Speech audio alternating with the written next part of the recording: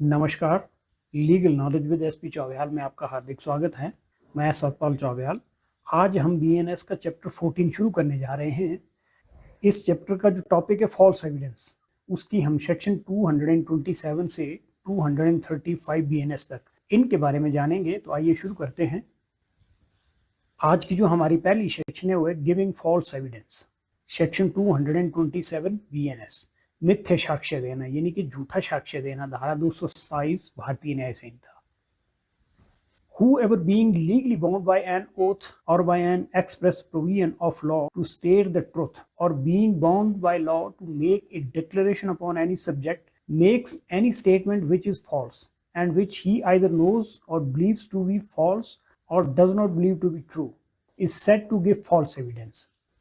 धारा 227 में क्या बताया गया है कि जो कोई भी शख्स द्वारा कानून के किसी अभिव्यक्त प्रावधान द्वारा सत्य कथन करने के लिए कानूनी रूप से बाध्य होते हुए या कानून द्वारा किसी विषय पर घोषणा करने के लिए बाध्य होते हुए कोई ऐसा कथन करेगा जो झूठा है, और या तो जिसके बारे में उसे झूठा होने का ज्ञान है या विश्वास है, या जिसके सत्य होने का उसे विश्वास नहीं है, उसे झूठा साक्ष्य यानी कि झूठी गवाही देने वाला कहा जाएगा।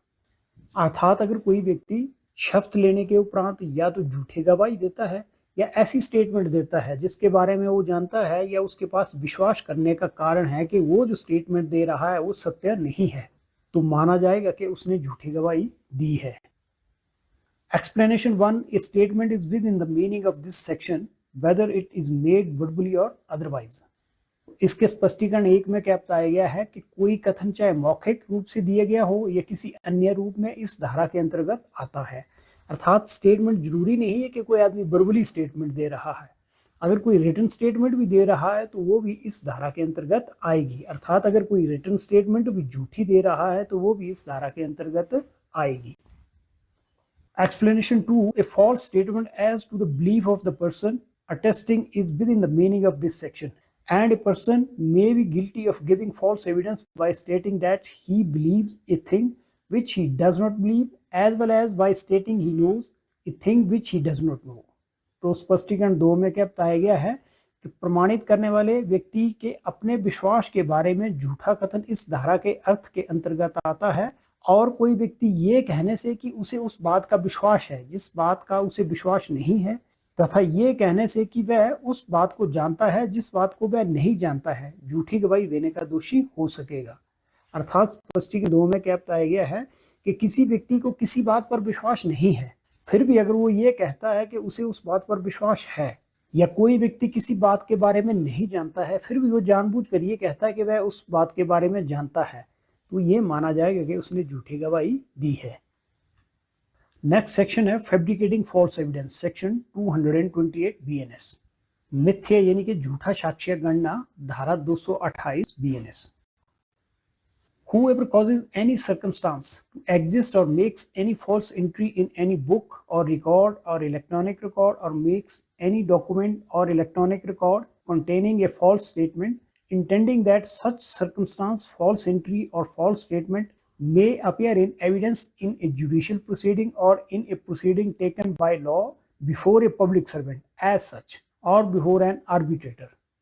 तो धारा 228 में क्या बताया गया है कि जो कोई भी इस नीयत से ऐसी कोई परिस्थिति उत्पन्न करता है या किसी पुस्तक या अभिलेख या इलेक्ट्रॉनिक अभिलेख में कोई झूठी एंट्री यानी कि इंदराज करता है, या कोई ऐसा दस्तावेज या इलेक्ट्रॉनिक अभिलेख बनाता है जिसमें झूठा कथन हो, इस नीयत से कि ऐसी परिस्थिति, ऐसी झूठी एंट्री यानी कि जो झूठा उसने इंदराज किया है या झूठा कथन न्यायिक कार्यवाही में या किसी लोक सेवक के समक्ष कानून के अनुसार की गई किसी कार्यवाही में या किसी मध्यस्थ के समक्ष साक्ष्य के रूप में प्रस्तुत की जा सके। And that such circumstances, false entry और false statement so appearing in evidence may cause any person who in such proceeding is to form an opinion upon the evidence to entertain an erroneous opinion touching by any point material to the result of such proceeding is said to fabricate false evidence। और ऐसी परिस्थिति या जो गलत entry या गलत बयान जो साक्ष्य के रूप में इस प्रकार से दी जाती है,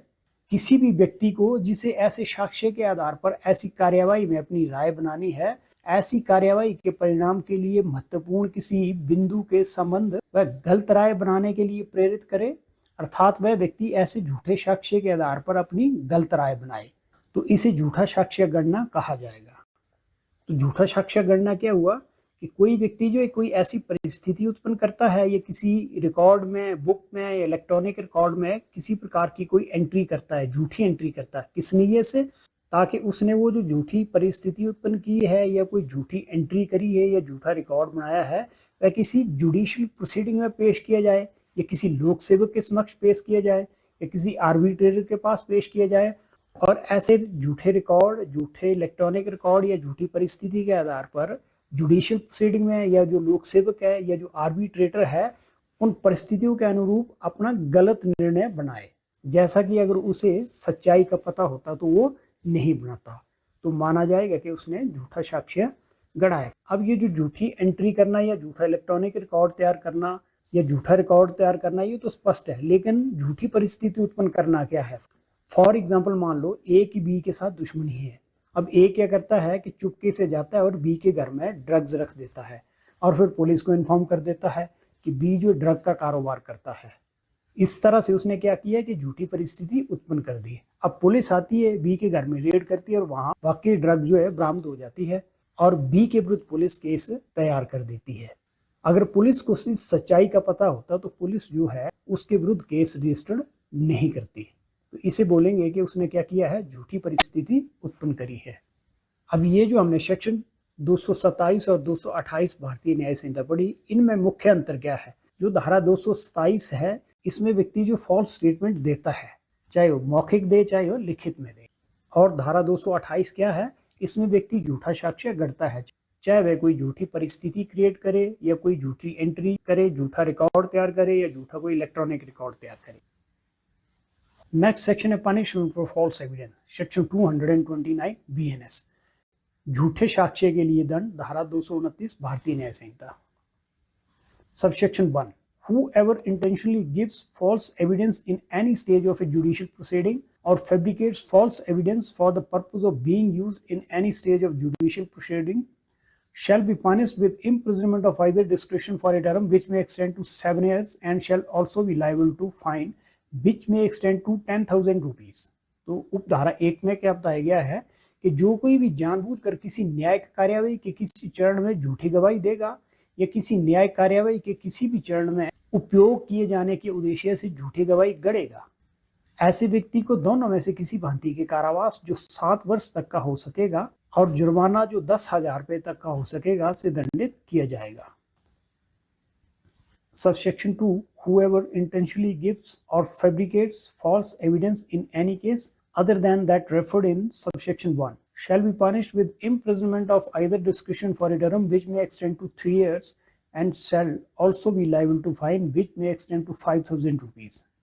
उपधारा 2 में क्या बताया गया है कि जो कोई भी उपधारा 1 में वर्णित मामलों के अलावा किसी अन्य मामले में जानबूझकर झूठी गवाही देगा या झूठा साक्ष्य गढ़ेगा, तो ऐसे व्यक्ति को दोनों में से किसी भांति के कारावास जो 3 वर्ष तक का हो सकेगा और जुर्माना जो 5,000 रुपए तक का हो सकेगा से दंडित किया जाएगा।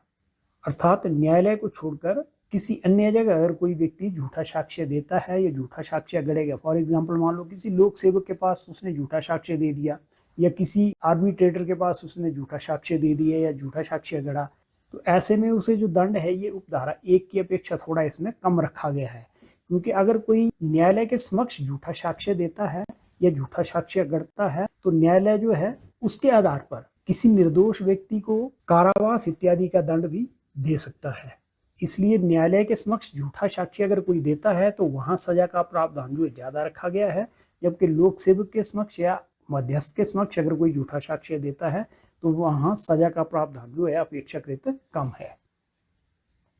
Explanation 1, a trial before a court martial is a judicial proceeding. तो स्पष्टीकरण 1 में क्या बताया गया है कि सेना न्यायालय के समक्ष विचारण न्यायिक कार्यवाही है, अर्थात अगर सेना के न्यायालय में कोर्ट मार्शल की प्रोसीडिंग चल रही है तो उसे भी न्यायिक कार्यवाही माना जाएगा, और वहां अगर कोई झूठा साक्ष्य देगा या झूठा साक्ष्य गढ़ेगा तो उसे इस धारा के अंतर्गत दंडित किया जाएगा। Explanation 2, an investigation directed by law preliminary to a proceeding before a court is stage of a judicial proceeding, though that investigation may not take place before a court. स्पष्टीकरण 2 में क्या बताया गया है कि न्यायालय के समक्ष कार्यवाही प्रारंभ होने से पहले जो कानून द्वारा निर्देशित अन्वेषण होता है वह न्याय कार्यवाही का एक चरण है, भले ही वह अन्वेषण न्यायालय के सामने ना हो। फॉर एग्जाम्पल, मान लो अगर कोई मैजिस्ट्रेट अभी इसी बात की जांच कर रहा है कि किसी व्यक्ति के विरुद्ध हत्या का मामला चलाया जाना चाहिए या नहीं चलाया जाना चाहिए, तो इसको भी जुडिशियल प्रोसीडिंग ही माना जाएगा। और ऐसी प्रोसीडिंग के दौरान अगर कोई व्यक्ति झूठा साक्ष्य देगा या झूठा साक्ष्य गढ़ेगा तो उसे भी इस धारा के अंतर्गत दंडित किया जा सकेगा। Explanation 3. An investigation directed by a court according to law and conducted under the authority of a court is a stage of judicial proceeding, though that investigation may not take place before a court. तो स्पष्टीकरण 3 में क्या बताया गया है कि न्यायालय द्वारा कानून के अनुसार निर्देशित और न्यायालय के अधिकार के तहत संचालित अन्वेषण न्यायिक कार्यवाही का ही एक चरण है, भले ही वह अन्वेषण किसी न्यायालय के सामने ना हुआ हो। फॉर एग्जाम्पल, मान लो किसी न्यायालय के पास किसी मकान या जमीन के विवाद को लेकर जो मामला चल रहा है और न्यायालय एक कमिश्नर अपॉइंट करके उसे मौके पर जो स्थिति का जायजा लेने के लिए है। अब वो कमिश्नर मौके पर जाकर कोई स्टेटमेंट रिकॉर्ड करता है और वहां कोई व्यक्ति अगर उसे झूठी स्टेटमेंट देता है या झूठा साक्ष्य गढ़ता है तो वह भी इस धारा के अंतर्गत आएगा। नेक्स्ट सेक्शन है गिविंग और fabricating false evidence with intent to procure conviction of capital offence section 230 BNS। मृत्यु दंड से दंडनीय अपराध के लिए दोष सिद्धि करवाने के आशय से झूठा साक्ष्य देना या गणना, धारा 230 BNS। Subsection 1. Whoever gives or fabricates false evidence intending thereby to cause or knowing it to be likely that he will thereby cause any person to be convicted of an offence which is a capital by law for the time being in force in India shall be punished with imprisonment for life or with rigorous imprisonment for a term which may extend to 10 years and shall also be liable to fine which may extend to 50,000 rupees। उपधारा 1 में क्या बताया गया है कि जो कोई भी भारत में प्रचलित कानून के अनुसार मृत्यु दंड से दंडनीय अपराध के लिए किसी व्यक्ति को दोष सिद्ध करवाने की नीयत से या इस नीयत से कि संभवतः इसके द्वारा वह ऐसी दोष सिद्धि करवाएगा, ये जानते हुए झूठा साक्ष्य दे या झूठा साक्ष्य ऐसे कारावास या कठोर कारावास जो 10 वर्ष तक का हो सकेगा और जुर्माना जो 50,000 रुपए तक का हो सकेगा से दंडित किया जाएगा। Subsection 2. If an innocent person be convicted and executed in consequence of false evidence referred to in subsection 1, the person who gives such false evidence shall be punished either with death or the punishment specified in subsection 1। तो उपधारा 2 में क्या बताया गया है कि यदि उपधारा में निर्दिष्ट झूठे साक्ष्य के परिणाम स्वरूप किसी निर्दोष व्यक्ति को दोषी ठहराया जाए और उसे फांसी दे दी जाए तो ऐसे व्यक्ति को जो झूठा साक्ष्य देगा या झूठा साक्ष्य गढ़ेगा उसे मृत्यु दंड से दंडित किया जाएगा या फिर जैसा कि उपधारा 1 में बताया गया अर्थात आजीवन कारावास या कठोर कारावास जो 10 वर्ष तक का हो सकेगा और जुर्माना जो 50,000 रुपए तक का हो सकेगा से दंडित किया जाएगा। नेक्स्ट सेक्शन है गिविंग और fabricating false evidence with intent to procure conviction of offence punishable with imprisonment for life और इम्प्रिजनमेंट सेक्शन 231 BNS। आजीवन कारावास या कारावास से दंडनीय अपराध के लिए दोष सिद्ध करवाने के आशय से झूठा साक्ष्य देना या गणना, धारा 231 भारतीय न्याय संहिता। Whoever gives or fabricates false evidence intending to cause or knowing to be likely that he will thereby cause any person to be convicted of an offence which by the law for the time being in force in India is not capital but punishable with imprisonment for life or imprisonment for a term of 7 years or upwards। तो धारा 231 में क्या बताया गया है जो कोई भी इस नीयत से या ये संभावना जानते हुए कि उसके द्वारा वह किसी व्यक्ति को ऐसे अपराध के लिए जो भारत में प्रचलित कानून के अनुसार मृत्यु दंड से दंडनीय ना हो किंतु आजीवन कारावास से या 7 वर्ष या उससे अधिक अवधि के कारावास के लिए दंडनीय हो, झूठा साक्ष्य देगा या झूठा साक्ष्य गढ़ेगा shall be punished as a person convicted of that offense would be liable to be punished। तो ऐसे व्यक्ति को उसी प्रकार दंडित किया जाएगा जैसे वह व्यक्ति दंडनीय होता जो उस अपराध के लिए दोषित होता। नेक्स्ट सेक्शन है threatening any person to give false evidence section 232 BNS। किसी व्यक्ति को झूठा साक्ष्य देने के लिए धमकाना, धारा 232 भारतीय न्याय संहिता। Subsection 1. Whoever threatens another with any injury to his person, reputation, or property, or to the person or reputation of anyone in whom that person is interested, with intent to cause that person to give false evidence, shall be punished with imprisonment of either discretion for a term which may extend to 7 years, or with fine, or with both. उपधारा 1 में क्या बताया गया है कि जो कोई भी किसी दूसरे व्यक्ति को उसके शरीर, प्रतिष्ठा या संपत्ति को या उस व्यक्ति से संबंधित किसी अन्य व्यक्ति के शरीर या प्रतिष्ठा को नुकसान पहुंचाने की धमकी इस नीयत से देगा ताकि वह व्यक्ति झूठी गवाही दे, तो ऐसे व्यक्ति को दोनों में से किसी भांति के कारावास जो 7 वर्ष तक का हो सकेगा या जुर्माना या दोनों से दंडित किया जाएगा। Subsection 2. If innocent person is convicted and sentenced in consequence of false evidence referred to in subsection 1 with death or imprisonment for more than 7 years, the person who threatens shall be punished with the same punishment and sentence in the same manner and to the same extent such innocent person is punished and sentenced. तो उपधारा 2 में क्या बताया गया है कि यदि उपधारा 1 में निर्दिष्ट झूठे साक्ष्य के परिणाम स्वरूप किसी निर्दोष व्यक्ति को मृत्युदंड या 7 वर्ष से अधिक के कारावास की सजा से दंडित किया जाता है, तब धमकी देने वाले व्यक्ति को उसी प्रकार और उसी सीमा तक उसी प्रकार के दंड से दंडित किया जाएगा जिस प्रकार उस निर्दोष व्यक्ति को दंडित किया गया है। अर्थात मान लो किसी व्यक्ति ने किसी दूसरे व्यक्ति को धमकाया और उससे झूठी गवाही दिलवाई और उस झूठी गवाही के परिणाम स्वरूप जो है किसी निर्दोष व्यक्ति को मृत्युदंड दे दिया गया या 7 वर्ष से अधिक का कारावास दे दिया गया, तो जो व्यक्ति इस तरह से धमकी देकर झूठी गवाही दिलवाएगा उस व्यक्ति को भी उसी दंड से दंडित किया जाएगा, अर्थात या तो मृत्युदंड या जितना भी कारावास का दंड उस व्यक्ति को, निर्दोष व्यक्ति को दिया गया था, उससे दंडित किया जाएगा। नेक्स्ट सेक्शन है using evidence known to be false, section 233 PNS। ऐसे साक्ष्य को उपयोग में लाना जिसका झूठा होना ज्ञात हो, अर्थात झूठे साक्ष्य का उपयोग करना, धारा 233 भारतीय न्याय संहिता।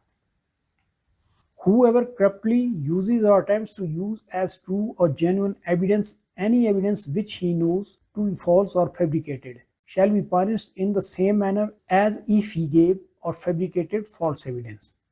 धारा 233 में क्या बताया गया है कि जो कोई भी किसी साक्ष्य को जिसका झूठा होना या गढ़ा होना वह जानता है सत्य या असली के रूप में भ्रष्ट तरीके से उपयोग में लाएगा या उपयोग में लाने का प्रयत्न करेगा, तो उसे उसी प्रकार दंडित किया जाएगा मानो उसने झूठा साक्ष्य दिया हो या झूठा साक्ष्य गढ़ा हो। अर्थात सेक्शन 233 में क्या बताया गया है कि मान लीजिए किसी दूसरे व्यक्ति ने झूठा साक्ष्य गढ़ा है और कोई व्यक्ति ये जानता है कि ये साक्ष्य जो झूठा है उसको सत्य के रूप में उपयोग करेगा, तो उसे उसी प्रकार दंडित किया जाएगा मानो उसने स्वयं वो झूठा साक्ष्य दिया हो या झूठा साक्ष्य गढ़ा हो। नेक्स्ट सेक्शन है इशूइंग और signing false certificate, section 234 BNS। झूठा प्रमाण पत्र जारी करना या उस पर हस्ताक्षर करना, धारा 234 भारतीय न्याय संहिता। Whoever issues or signs any certificate required by law to be given or signed or relating to any fact of which such certificate is by law admissible in evidence, knowing or believing that such certificate is false in any material point, shall be punished in the same manner as if he gave false evidence।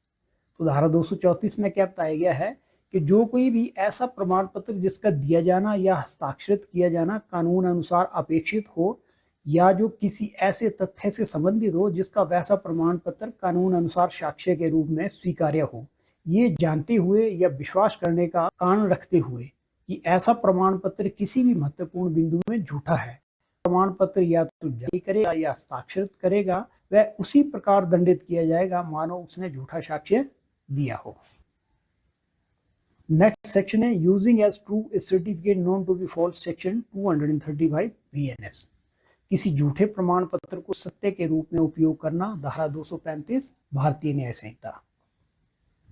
Whoever corruptly uses or attempts to use any certificate as a true certificate, knowing the same to be false in any material point, shall be punished in the same manner as if he gave false evidence। तो धारा 235 में क्या बताया गया है कि जो कोई भी किसी ऐसे प्रमाण पत्र को जिसके बारे में वह जानता है कि वह किसी भी महत्वपूर्ण बिंदु में झूठा है, गलत तरीके से एक सच्चे प्रमाण पत्र के रूप में उपयोग करेगा या इसका प्रयास करेगा, तो उसे उसी प्रकार दंडित किया जाएगा मानो उसने झूठी गवाही दी हो।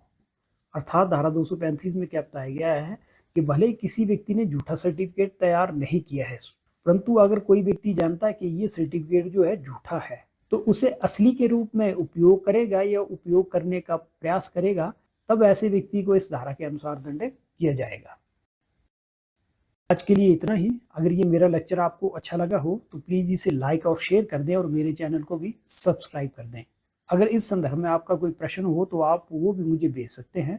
और मैं यथाशीघ्र ऐसे प्रश्न का उत्तर देने का प्रयास करूंगा। धन्यवाद।